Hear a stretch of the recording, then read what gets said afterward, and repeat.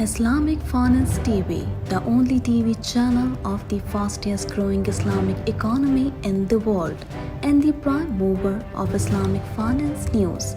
Follow us on our social media handles and watch our reports and educational program at www.islamicfinancetv.com. For advertisement, please contact us at islamicfinancetv@gmail.com.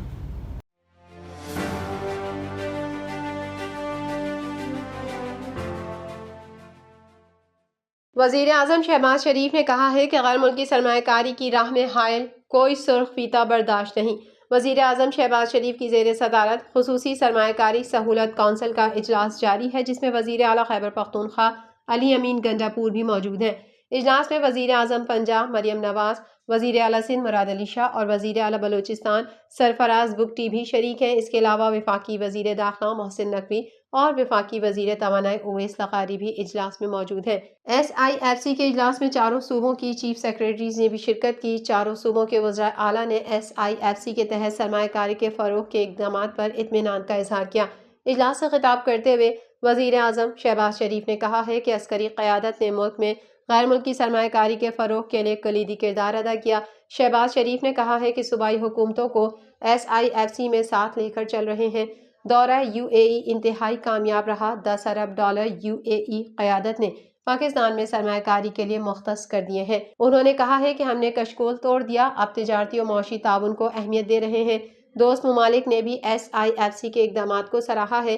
गैर मुल्की सरमायाकारी की राह में हाइल कोई सुर्खफीता बर्दाश्त नहीं।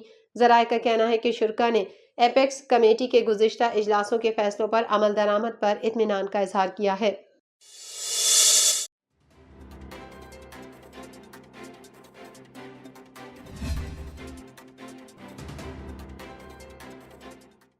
एक की सज़ा सबको नहीं दी जा सकती, लेकिन के इलेक्ट्रिक ने इज्तिमाई सज़ा का निज़ाम राइज कर रखा है। सिंध के वज़ीर बल्दियात सईद गनी ने कहा है कि कराची में इज्तिमाई सज़ा का निज़ाम के इलेक्ट्रिक ने राइज कर दिया और ढिठाई से मानते भी नहीं, लेकिन किसी एक की सज़ा पूरे मुआशरे को नहीं दी जा सकती। कराची में प्रेस कॉन्फ्रेंस करते हुए सईद गनी ने कहा कि इलेक्ट्रिक की पॉलिसीज़ हमारी समझ से बाहर हैं। ये क्या तरीका है, कोई बिजली चोरी करे तो पूरे मोहल्ले की बिजली बंद कर दो। उन्होंने कहा कि बिजली का इशू हमारे कंट्रोल से बाहर है। तस्लीम करता हूँ कि कोई इदारा अपनी जेब से पैसे खर्च करके बिजली फराहम नहीं कर सकता। बिजली चोरी की कभी भी हौसला अफजाई नहीं करते, लेकिन जो लोग बिजली चोरी नहीं करते वो लोड शेडिंग क्यों भुगते। सईद गनी का कहना था कि इज्तिमाई तौर पर सज़ा देना माजी में फाटा में हुआ करता था। इज्तिमाई सज़ा देना गैर इंसानी था।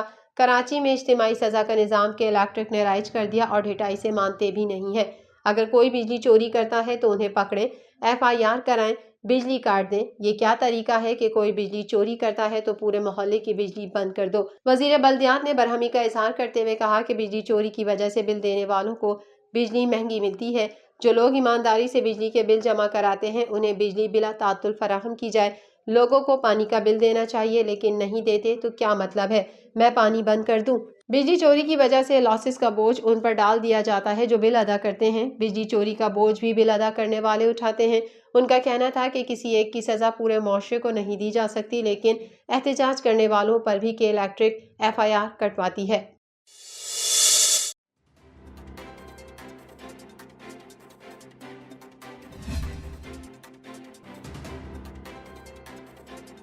वज़ीर आला पंजाब मरियम नवाज ने कहा है कि मुस्बत मौशी इशारिये पाकिस्तान के लिए बेहतर मुस्तकबिल की नवीद है। वज़ीर आला पंजाब मरियम नवाज शरीफ की जानिब से जारी बयान में कहा गया है कि UAE की जानिब से $10 अरब की सरमायाकारी के बयान का खैर मकदम करते हैं।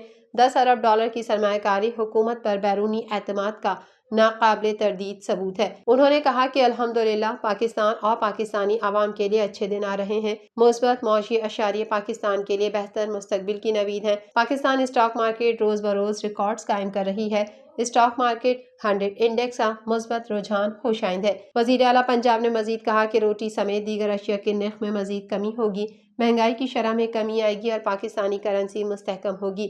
मरियम नवाज ने कहा है कि मुस्लिम लीग नून की हुकूमत को ताजरों, सनतकारों और सरमायाकारों का एतमाद हासिल है। पाकिस्तान में फॉरेन डायरेक्ट इन्वेस्टमेंट के लिए शहबाज शरीफ हुकूमत की काविशें काबिल तहसीन है। मुस्लिम लीग नून की हुकूमत में पाकिस्तान अपना खोया हुआ मकाम हासिल करेगा ان کا مزید کہنا تھا کہ دعا ہے کہ اللہ تعالیٰ پاکستان کی ترقی میں رکاوٹ ڈالنے والے عناصر کے شر سے ملک کو محفوظ رکھے۔ حکومت کی پوری توجہ مہنگائی میں کمی لا کر عوام کو ریلیف دینے پر مرکوز ہے۔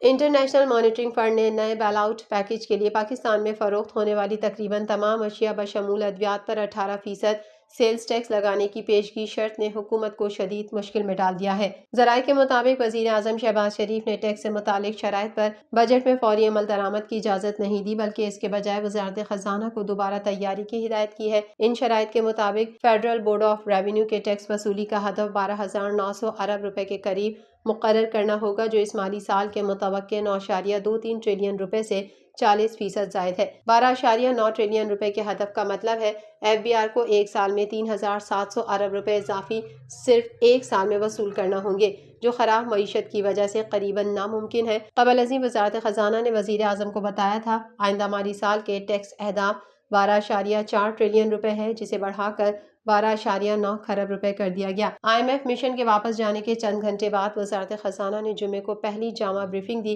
گزشتہ ہفتے وزیر اعظم کو آئی ایم ایف کی جانب سے بجٹ کے مجموعی حجم اور اخراجات سے متعلق شرائط کے متعلق بریفنگ دی گئی تھی۔ ذرائع نے بتایا اگلے بیل آؤٹ پیکیج کی دیگر پیشگی شرائط میں جولائی سے بجلی کی قیمتوں میں اضافہ، گیس کی قیمتیں ایڈجسٹ کرنا اور آئی ایم ایف کی ہدایت کے مطابق نئے بجٹ کی منظوری حاصل کرنا مشکل ہے۔ ذرائع کے مطابق وزیر اعظم کو بتایا گیا اگر پاکستان سیلز ٹیکس میں چھوٹ واپس لینے کی شرط پر عمل درآمد کرتا ہے تو پاکستان میں فروخت ہونے والی تمام اشیاء پر 18% سیلز ٹیکس عائد کرنا ہوگا، سوائے ضروری کھانے پینے کی اشیاء اور جو خود مختار سودوں کے تحت محفوظ ہے۔ وزیر اعظم کو بتایا گیا تمام سیلز ٹیکس چھوٹ واپس لیے بغیر آئی ایم ایف کے ساتھ معاہدہ ممکن نہیں ہے۔ وزیر اعظم نے آئی ایم ایف کی شرائط جاننے کے بعد فوری فیصلہ نہیں کیا، بلکہ وزارت خزانہ کو ان اقدامات پر نظر ثانی کرنے کو کہا۔ آئی ایم ایف کے ساتھ ایک اور ملاقات اگلے ہفتے متوقع ہے۔ سیلز ٹیکس چھوٹ کی تخمینہ سالانہ لاگت 2.9 خرب روپے ہے، جس میں سے 1.4 خرب روپے پیٹرولیم مصنوعات پر سیلز ٹیکس چھوٹ کی لاگت ہے۔ تمام پیٹرولیم مصنوعات پر 5% سیلز ٹیکس لگانے کی تجویز ہے، کیونکہ سیلز ٹیکس کے باقی اثرات پیٹرولیم لیوی کے ذریعے وصول کیے جا رہے ہیں۔ اگلے بجٹ میں سیلز ٹیکس کی چھوٹ میں کم از کم 1.5 خرب روپے واپس لینا ہوں گے۔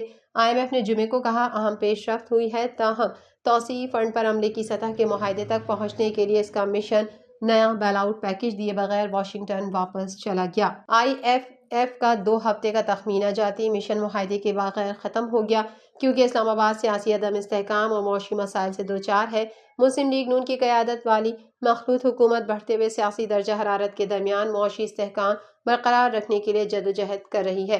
اس نے توسیعی فنڈ سہولت پروگرام کو جلد حتمی شکل دینے کی امید ظاہر کی تھی، لیکن آئی ایم ایف نے کسی بھی معاہدے کو اگلے بجٹ کی منظوری سے اس کے فریم ورک کے مطابق جوڑا ہے۔